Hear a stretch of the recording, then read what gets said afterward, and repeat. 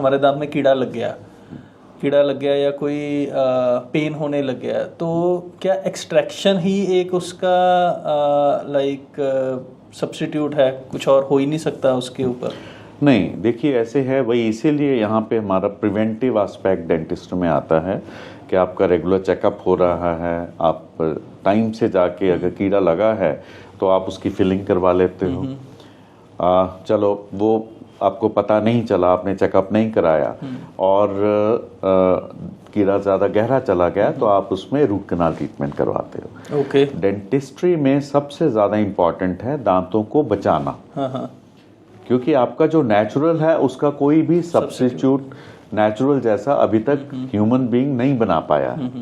But फिर भी अगर रूट कैनाल ट्रीटमेंट पॉसिबल नहीं है, जो कि एक बहुत सिंपल प्रोसीजर है, आज की डेट में तो डे टू डे प्रोसीजर है, हर दांत में रूट कैनाल करके उसको बचाया जा सकता है और उसको कैप कर देना चाहिए। बट फॉर एग्जाम्पल आप लेट हो गए हो, आपके दांत बिल्कुल खत्म हो गया है, सैल्वेजेबल नहीं है, तो उस दांत को निकालना पड़ेगा।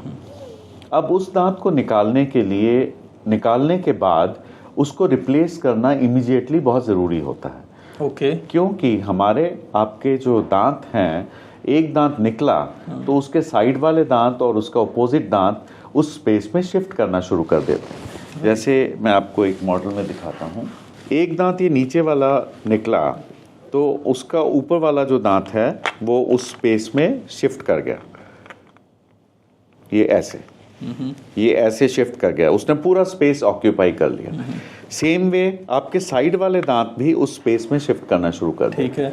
अब ये दांत आपका जब नीचे गया तो ये वाला दांत का साथ वाले दांतों के साथ कांटेक्ट खत्म हो गया, यहाँ पे खाना फंसेगा, कीड़ा लगेगा, यहाँ पे गम डिजीज होगी। जब आपके साथ वाले दांत उस जगह में शिफ्ट कर गए तो आपका जो पूरा मुंह का जो बैलेंस है सब दांतों का, वो आपस में ख़त्म हो जाता है। ठीक है। तो इसलिए दांत को निकालने के बाद साथ के साथ रिप्लेस करना ज़रूरी होता है। हम थर्ड मोलर्स को रिप्लेस नहीं करते हैं क्योंकि विजडम टूथ हमारे को चाहिए ही नहीं। मेरा अगला क्वेश्चन यही आने वाला था कि विजडम टूथ के बारे में हम बात करते हैं कि this is not needed right now.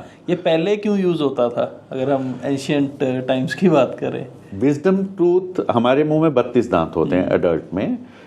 Ancient जो हमारे पूर्वज थे, लाइक निएंडरथल, बंदर जो भी हैं, उनका जॉ का साइज बड़ा होता था। ओके।